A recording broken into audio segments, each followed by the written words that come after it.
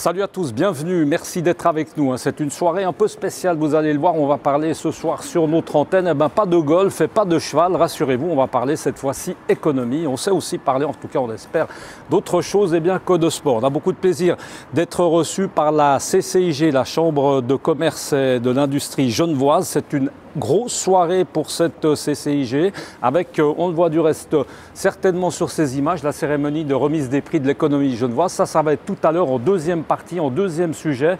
Mais pour l'instant, fin d'un panel, entendez par là, d'une table ronde animée de main de maîtresse par Alexandra Harris, qui est la directrice de la communication et des événements dans cette chambre de commerce. Alexandra, bonjour. Bonjour, merci beaucoup pour le compliment. Merci de nous recevoir ici à l'intérieur de cet hôtel Ramada. Et puis on a beaucoup de plaisir d'être avec trois invités qui ont été un peu torturés justement par Alexandra pendant quelques minutes. Mais c'était une torture assez sympathique, il faut bien le dire. On est d'accord que c'était très agréable. Alexandra, avant de faire parler évidemment ces différentes personnalités, nous parler de cette soirée qui est certainement, ou peut-être même la plus importante de toutes celles que vous faites. Et pourtant, Dieu sait si vous en faites, parce que vous êtes des grands organisateurs de spectacles. On peut presque dire ça comme ça. Des spectacles avec du contenu. C'est en effet une soirée importante puisque ce soir nous remettrons le prix de l'économie genevoise, le prix de l'innovation. Et il y aura un troisième prix pour la première fois dans l'histoire, mais ça sera pour tout à l'heure. Ce sera pour tout à l'heure. Ce soir, donc, c'était un panel pour commencer cet après-midi. Le thème, on peut le rappeler, c'était les enjeux de la formation pour l'industrie du futur. Alors évidemment que c'est quelque chose d'assez vaste. On va peut-être profiter, Alexandra, de présenter, vous avez certainement les noms en tête, plus que moi, ces différents invités. On a monsieur Eveco qui est déjà à côté. Grégoire Eveco, qui est président de Focus Tech, qui est également l'ancien directeur général de l'OFPC, c'est donc l'office qui s'occupe d'orientation et de formation continue et professionnelle. Monica Bozelli, qui est responsable pédagogique usinage à l'IFAGE, et Jean-Daniel Schmitt, qui est associé gérant de la manufacture CSC et qui, lui, en fait, fait de l'impression métal 3D. Et des comme lui, il n'y en a point. Alors c'est une entreprise qui est dans l'horlogerie, on aura l'occasion d'en parler tout à l'heure. On va peut-être passer le micro, peut-être Monica, merci à monsieur Eveco. Non, vous gardez, Alexandra, vous gardez le vôtre. Globalement, qu'est-ce qu'on peut dire de la formation dans l'industrie aujourd'hui des jeunes? Est-ce que l'industrie tout simplement intéresse peut-être filles et garçons? Parce que c'est vrai qu'on n'a peut-être pas beaucoup parlé des filles, mais ça existe aussi des filles dans l'industrie. Oui, je pense que l'industrie intéresse plus les jeunes que ce qu'on pense.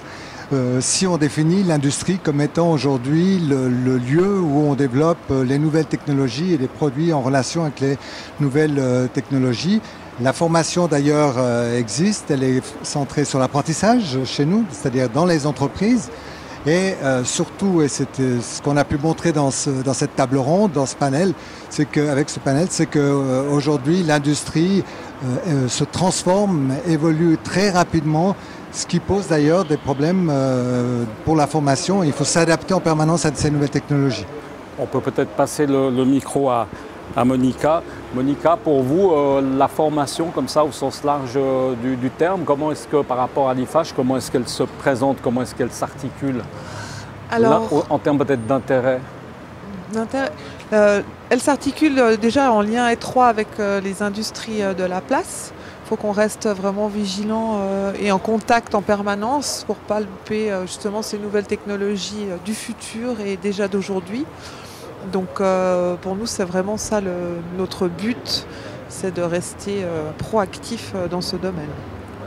Monsieur Schmitt, pour vous, le problème est un peu différent parce que dans ce que vous faites, qui est une niche quand même qui est assez comme ça fermée, assez réduite, assez nouvelle surtout, vous aimeriez former des gens, mais c'est compliqué. Pas forcément peut-être le temps, les moyens. Plus... Alors, on est obligé de prendre le temps de les former. Effectivement, il n'existe pas de formation précisément pour ce qu'on fait. C'est trop nouveau et on manque de matière et il n'y a pas véritablement de débouchés, hormis quelques petites entreprises. Mais malgré tout, nos employés, on s'appuie sur une formation préalable. C'est très souvent, sur nos 3 employés, il y en a 2 qui sont avec un CFC de bijoutier. Il y en a un qui est plutôt dans le domaine de la mécanique. Donc c'est on rajoute une couche de formation sur quelque chose qui a déjà été fait avant, plus institutionnel. C'est intéressant, une des dernières questions, ça a été justement comment attirer les jeunes un peu plus dans la formation. Et vous avez dit très justement, vous avez dit on a des milieux peut-être où on est un peu moins bien payé que dans la banque, etc. Donc c'était assez amusant, vous avez dit que des jeunes venaient chez vous, puis au deuxième jour ils disaient on gagne combien? Ah bon, alors on va plutôt partir dans la gestion de fortune, c'est amusant. C'était pas c'est en venant chez nous, c'était une image comme ça? Alors c'est pas une image, on a eu plusieurs fois la question, mais pas chez nous, plutôt lors de Cité des métiers. Mais c'est effectivement pas obligatoirement la grande majorité des gens. Les gens qu'on a chez nous viennent en général après, c'est pas des jeunes qui cherchent une formation. Nous on fait une formation après les CFC et après d'autres formations. Alexandra.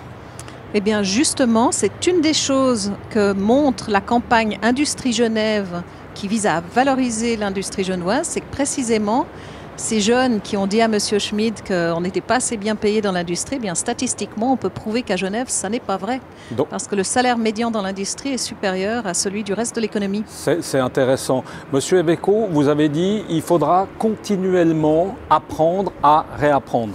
Important. Oui, c'est se remettre en cause, pas chaque mois, mais tous les jours, vous l'avez dit. Toutes les heures même. Je le dis, je le redis, il faut aujourd'hui apprendre tout au long de la journée, et plus seulement tout au long de la vie, à certains moments de sa vie, mais il faut apprendre tout au long de la journée, et souvent même il faut apprendre à désapprendre, puisque les nouvelles technologies vont tellement rapidement, les techniques évoluent tellement, qu'il faut aujourd'hui, par moment, apprendre ce qu'on a déjà appris, se déshabituer d'un certain nombre de gestes professionnels, par exemple, pour en apprendre de nouveau. Et ça, c'est quelque chose que le système éducatif doit prendre en compte pour apprendre aux écoliers d'aujourd'hui à apprendre tout au long de leur journée. Juste un mot, ça n'a rien à voir, j'ai trouvé très intéressant l'école à Paris, l'école 42, qui forme des jeunes comme ça, sans aucune condition d'entrée. Il faudrait peut-être s'en inspirer des fois. Ça, c'est assez sympa, où les jeunes se forment un peu entre eux comme ça.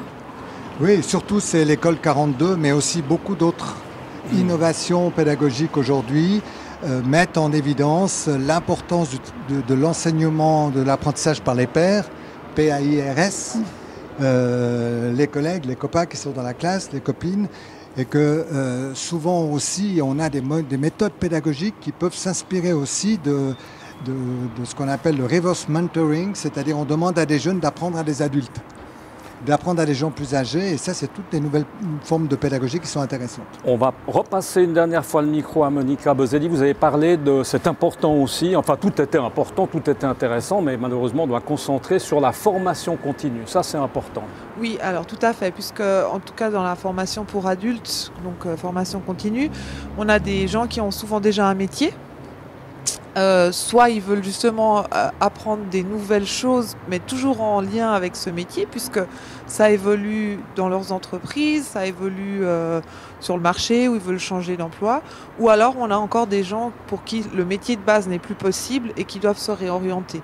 Donc c'est clair qu'on a vraiment un rôle très important pour pouvoir aider les gens à rester ou à se réinsérer dans la vie professionnelle.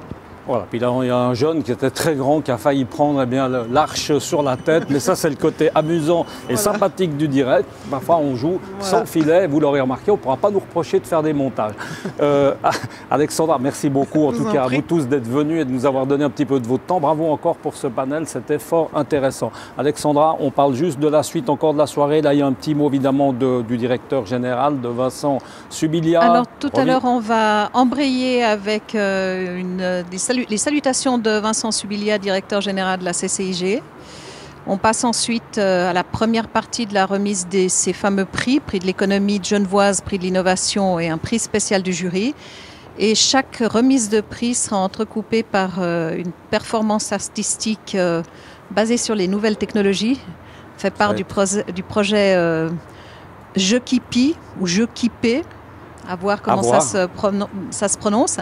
Avec une particularité, ça sera l'alliance de la percussion joué par des humains et la représentation visuelle, graphique, comment la lumière interprète le son. Bon, on va en faire une petite story, donc ceux qui nous suivent régulièrement, eh ben regardez notre story parce qu'on va essayer de faire un petit bout de truc. Puis nous, on va se retrouver avec ces 3 lauréats dont Alexandra Ries vient de nous parler et puis forcément avec également Vincent Subilia, sans oublier le président du jury qui n'est autre que Michel Balestras. C'est Balestrafic, à tout à l'heure, ciao.